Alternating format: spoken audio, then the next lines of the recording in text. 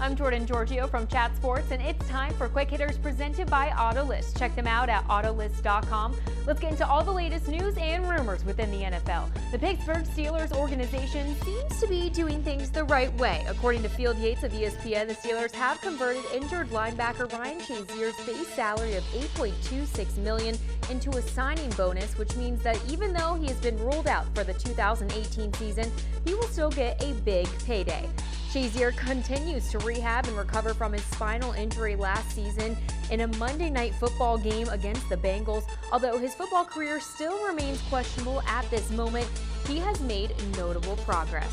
Moving on, it is official. Todd Archer of ESPN reported that the Dallas Cowboys tight end Jason Witten has informed the Cowboys that he will in fact retire from the NFL and take the role of lead analyst on Monday Night Football, replacing now Oakland Raiders head coach John Gruden. David Moore of the Dallas Morning News reported that ESPN is offering Witten a multi-year deal worth $4 to $4.5 million annually. The veteran finished last season with 63 catches for 560 yards, which were both his lowest marks since his rookie season in 2003. San Francisco 49ers safety Eric Reid has filed a grievance against the league, alleging that he remains unsigned as a result of collusion by NFL owners. This stems from Reid joining former teammate Colin Kaepernick 2 seasons ago and kneeling during the national anthem. The NFLPA has since come out with a statement saying our union is aware that Eric Reid and his legal team filed a collusion claim, which will be heard through the arbitration process as spelled out in our collective bargaining agreement. Our union supports Eric, and we are considering other legal options to pursue. Before we continue, I've got to know from you guys, do you think that players should be allowed to kneel during the national anthem? Get your reactions in. Give me a heart for yes or a like for no. Moving on, now we all know that former UCLA quarterback and now Arizona Cardinal Josh Rosen wasn't shy to voice his feelings on being selected 10th overall in the NFL draft, saying, quote, "I thought I should have been picked at 1, 2, or 3. I dropped and I was pissed. I was really angry. I wasn't really showing it. I was trying to keep calm, cool, composed." Since the draft, there has been multiple comments around the league hinting that he is not well liked. And Cleveland Browns Vice President of Player Personnel, Alonzo Highsmith, has recently come out to describe the story that brought him to the conclusion that he did not like Rosen. Highsmith said he met with UCLA volleyball coach at the airport and asked him about Rosen.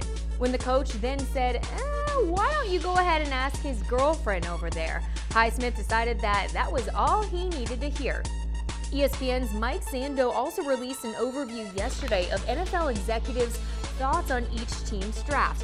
And when it came time to comment on the Cardinals, many executives didn't have flattering things to say about Rosen. So before we continue, I want to bring up a quick reaction poll.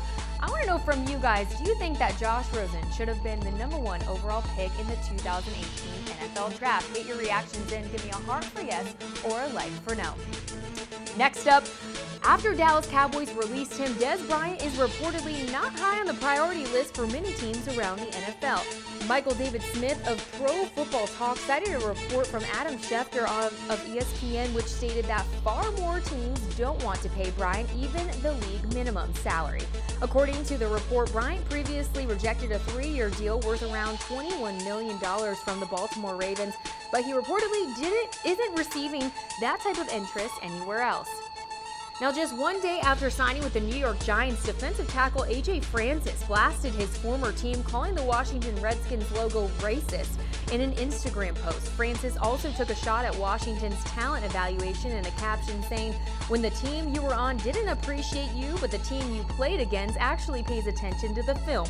Francis played in just 6 games for the Redskins last season and already marked his calendar for this upcoming season when the Giants face them on October 28th and December 9th. Next up, an arrest warrant was issued for New York Jets wide receiver Robbie Anderson Wednesday after he failed to appear for a court date in Florida.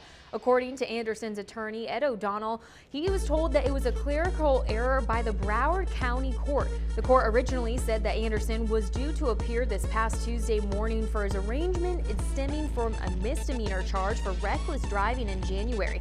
O'Donnell said that he was never notified of a court date and planned to try to resolve the issue today, and the judge has since decided to withdraw the warrant. Anderson was also arrested last May at a music festival in Miami where he was charged with a felony for resisting an officer with violence.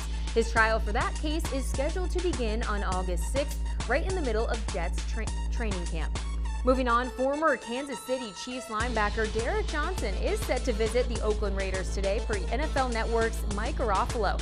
Johnson spent the past 13 years with the Chiefs, and Kansas City decided not to re-sign the 35-year-old linebacker earlier this offseason. Johnson said he does intend to continue his playing, and the Raiders are the first ones to come calling. Green Bay Packers general manager Brian Gutekunst expressed confidence today in an interview with NBC Sports that they will come to terms on a new contract with quarterback Aaron Rodgers soon. Rodgers has 2 years remaining on his current deal of approximately $21 million per season. Gutekunst added that Rodgers and the team are waiting to see if other marquee quarterbacks sign new contracts before agreeing to an extension themselves.